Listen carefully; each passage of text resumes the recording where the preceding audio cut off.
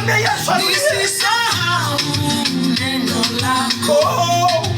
Hebu nieleze kwa sauti yako. Nakwambia ukweli wa rudia kama bado akija kwa moyo wa Mungu.